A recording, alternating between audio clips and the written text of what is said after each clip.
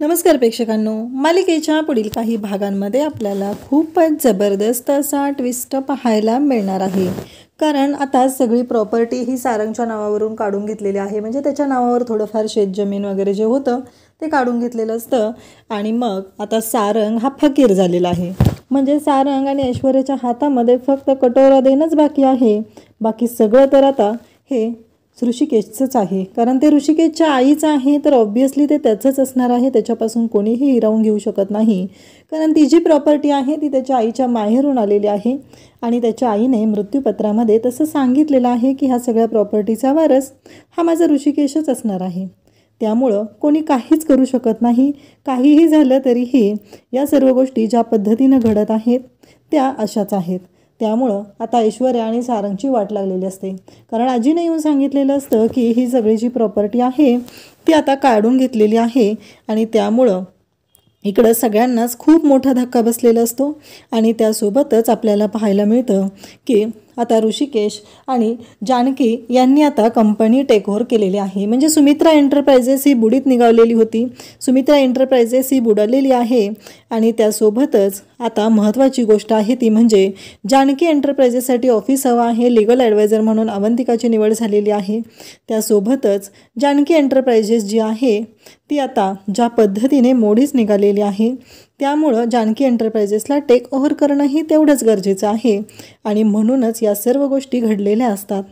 त्यासोबतच आपल्याला पाहायला मिळतं की जेव्हा हे सगळं चालू असतं तेव्हा मात्र एक गोष्ट घडते, ती म्हणजे ऐश्वर्या पिसाळलेली असते आणि ऐश्वर्या एकच विचार करते, ती म्हणजे सारंगला आता आपल्या बाजूने करायचं आहे. आणि सारंगला या सगळ्यामध्ये तिने आता ठरवते ती म्हणजे सारंग जो आहे तो आपल्या बाजूने करायचा आणि त्यासोबतच महत्त्वाची गोष्ट करायची आहे ती म्हणजे प्रॉपर्टीतला हिस्सा मागायचा. कारण आपल्या हातात तर काहीच राहिलेलं नाही आहे. काही करून प्रॉपर्टी आपल्याला मिळाली पाहिजे एवढंच तिच्या डोक्यात असतं. आणि ती सारंगला म्हणते की सारंग, एक गोष्ट लक्षात ठेवा, अजूनही आईंनी त्यांच्याकडे अधिकार ठेवलेले आहेत. म्हणजे जानकी एंटरप्राइजेसमध्ये जर काही होणार असेल तर ते सगळं आईंच्या सल्ल्याने होणार आहे. त्यामुळं आपल्याला आईंना आपल्या ताब्यात घेणं गरजेचं आहे. हे सगळं ती सारंगला सांगत असते. सारंग मात्र म्हणत असतो की बरोबर बोलताय ऐश्वर्या तुम्ही, आपल्याला काहीतरी विचार केला पाहिजे. ऐश्वर्या म्हणते की मी आता एक महत्त्वाची गोष्ट तुम्हाला सांगत आहे. आईंना आपल्या बाजूने करायचं आहे आणि ती जी प्रॉपर्टीचे काही शेअर्स आहेत म्हणजे सुमित्रा एंटरप्राइजेसचे काही शेअर्स आहेत ते शेअर्स आपल्या नावावर करून घ्यायचे आहेत असं ती बोलत असते.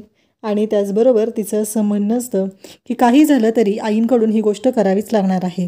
साम दाम दंड भेद कुठली गोष्ट वापरायची आहे ती वापरायची आहे आणि आपल्याला हे सगळं आपल्या ताब्यात घ्यायचं आहे. हे सगळं ठरलेलं असतं. आणि त्याचबरोबर इकडे ज्या गोष्टी घडत असतात त्या भयानक असतात.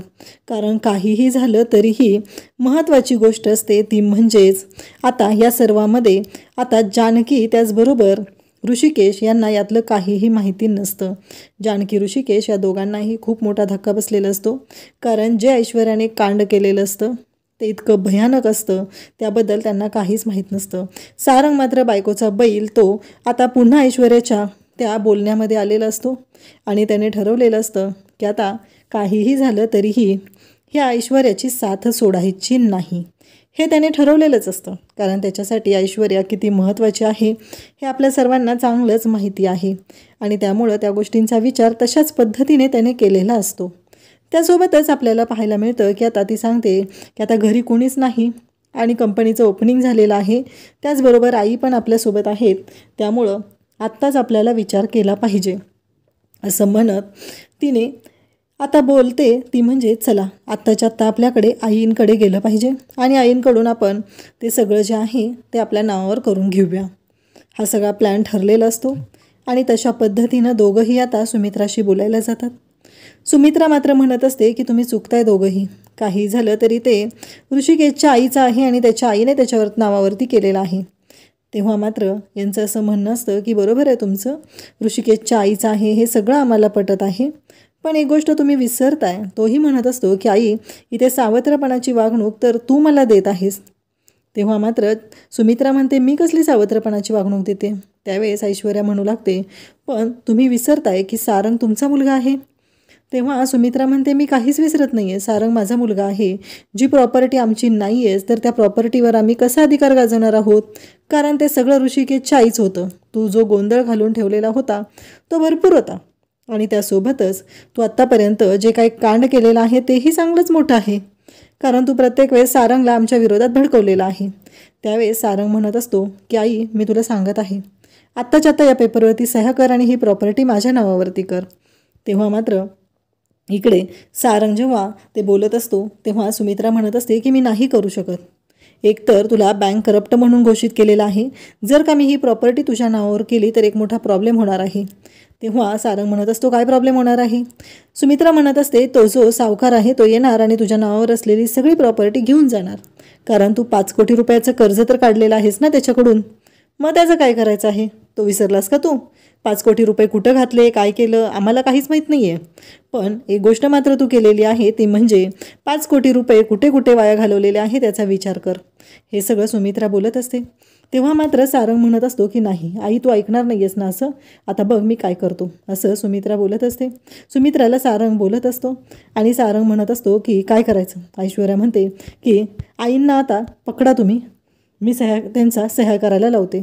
असं म्हणत ऐश्वर्याने आता सुमित्राला पकडलेलं असतं आणि सुमित्राला ती जबरदस्ती सह्या करायला लावत असते.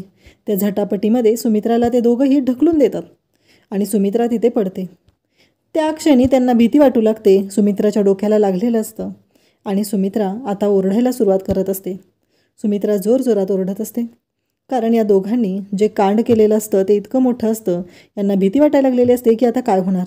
सुमित्राचं डोकं फुटलेलं असतं आणि प्रॉपर्टीसाठी सारंग आणि ऐश्वर्या या दोघांनीही सुमित्रासोबत जे केलेलं असतं ते खूपच भयानक असं असतं. प्रॉपर्टीसाठी त्या दोघांनी सुमित्राचा जीव घेतलेला असतो. सुमित्राच्या जीवावरती ते उठलेले असतात आणि तेव्हा मात्र आता ऋषिकेश आणि जानकी तिथे धावत येतात. त्यांना कुठंतरी जानकीला मनातून वाटायला लागलेलं असतं की असं काहीतरी घडतंय जे विचित्र आहे.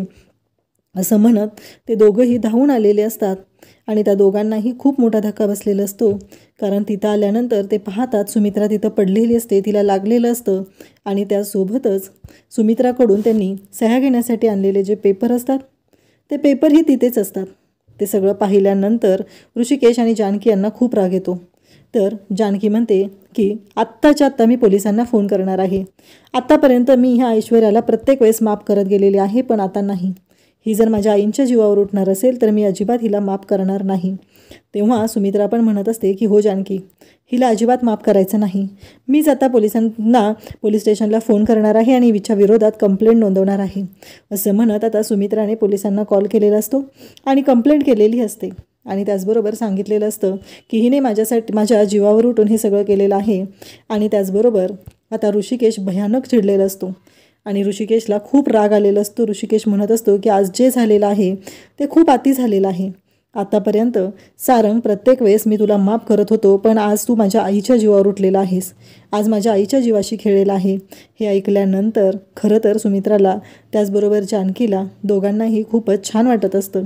त्याचबरोबर त्यांच्या लक्षात आलेलं असतं की इकडे ऋषिकेशच्या मनातही काहीतरी आहे, पॉझिटिव्ह गोष्ट आहे, ऋषिकेशला आईबद्दल वाटत आहे, ही गोष्ट लक्षात आलेली असते. तेव्हा मात्र ऋषिकेशला इकडे सुमित्रा जाऊन मिठी मारते आणि ती रडायला लागते. तेव्हा मात्र पोलिसांना बोलवलं जातं आणि ताब्यात दिलं जातं.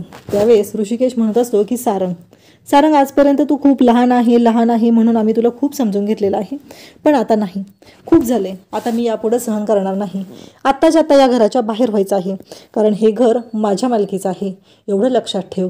आणि तेव्हा सुमित्रा पण म्हणत असते की अगदी बरोबर करत आहेस ऋषिकेश, काढायला आत्ताच्या आत्ता घराच्या बाहेर. सुमित्राला तर या सगळ्या गोष्टींचा खूप मोठा धक्का बसलेला असतो. कारण सारंग आणि ऐश्वर्याने तिच्या जीवावर हल्ला केलेला असतो, तिच्यावर हल्ला केलेला असतो. तिला किडनॅप करून, तिला मारून मुटकून, कसंही करून प्रॉपर्टी स्वतःच्या नावावर करून घेण्यासाठी हे सगळं केलेलं कांड असतं. आणि त्यामुळं सुमित्रा पण भयानक चिडलेली असते. जानकीने तर ऐश्वर्याचं थोबाड फोडलेलं असतं आणि सांगितलेलं असतं की आत्तापर्यंत खूप ऐकून घेतलेलं आहे तुझं, पण यापुढं नाही. काहीही झालं तरीही यापुढं मी आता अजिबात ऐकून घेणार नाही. आत्ताच्या आत्ता या घरातून तू चालतं व्हायचं आहे. तर सुमित्रा म्हणते थांब जरा, पोलीस येतच आहेत, चालतं व्हायला तिला नंतर सांगायचं, आधी पोलिसांच्या ताब्यात देऊया आणि चांगली कलम लावायला होती तिच्यावरती, असं इकडे सुमित्रा बोलत असते. सुमित्राला मात्र खूप राग आलेला असतो. आज पहिल्यांदा तिला कळलेलं असतं की आपला मुलगा पूर्णपणे बर्बाद झालेला आहे, कारण त्याची ती लायकीच नाही आहे. कारण ज्या मुलासाठी मी एवढं सगळं केलं, ऋषिकेश, जानकी या दोघांवरती तिथे आरोप केले, त्यांना घराच्या बाहेर काढलं, त्यांना वनवासाला पाठवलं, आणि ज्या ऐश्वर्यामुळे मी हे सगळं केलेलं आहे ती ऐश्वर्या आज माझ्या जीवावर उठलेली आहे. याचाच अर्थ कुठेतरी सुमित्राच्या मनात येऊ लागतं, म्हणजे नानांना ढकलणारी ही ऐश्वर्याच असू शकते. कारण जानकी तर नानांसाठी एवढं सगळं करत आहे, आणि जानकी घरी आलेली आहे तर नानांनाही बरं वाटत आहे. मग मी जानकीवरती का आरोप केले, हा प्रश्न सुमित्राला पडलेला असतो. सुमित्रा मात्र विचार करू लागलेली असते. सुमित्राला ज्या प्रश्नांची उत्तरं हवी असतात त्या प्रश्नांची उत्तरं ती शोधत असते. जानकीने सुमित्राच्या डोक्याला पट्टी लावलेली असते, तिच्या डोक्यातून रक्त वाहत असतं. आणि त्यासोबतच आता सौमित्र आणि अवंतिका कोर्टामध्ये गेलेले असतात. तेही घरी येतात आणि पाहतात तर त्यांना धक्का बसतो. तेव्हा ते सांगू लागतात की आधीही सारंगने असाच प्रयत्न केलेला आहे, आईवरती असाच हल्ला झालेला होता, आईच्या डोक्याला मारही लागलेला होता, हे सगळं आता तो सांगत असतो.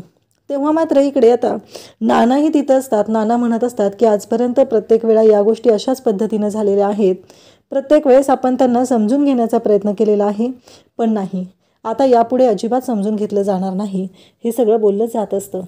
तेव्हा मात्र इकडे सुमित्रा म्हणत असते की खूप झालेलं आहे आणि आता यापुढे त्या दोघांनाही अजिबात समजून घ्यायचं नाही, आणि ऐश्वर्याला कुणीही जामीन करायचं नाही, आणि सारंग आणि ऐश्वर्याला काही दिवस बाहेर राहू द्या, त्याशिवाय त्यांची अक्कल ठिकाण्यावर येणार नाही, असं आता सुमित्राने निर्णय घेतलेला असतो.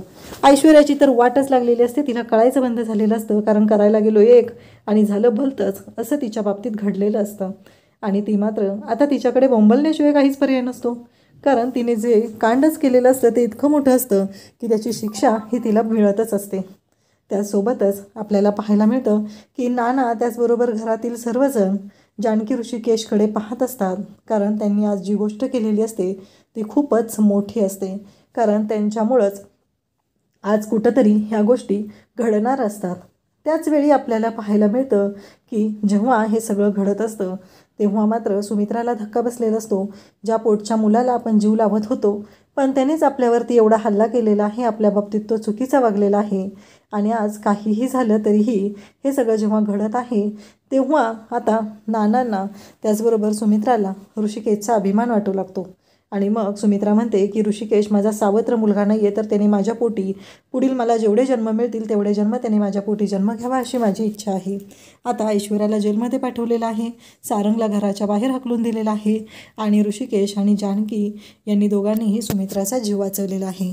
तर तुम्हाला हा ट्विस्ट कसा वाटला ते कमेंट करून सांगा. त्याचबरोबर व्हिडिओला लाईक करा. अशाच अपडेटसाठी चॅनलशी कनेक्टेड राहा, चॅनलला सबस्क्राईब करा. थँक्यू.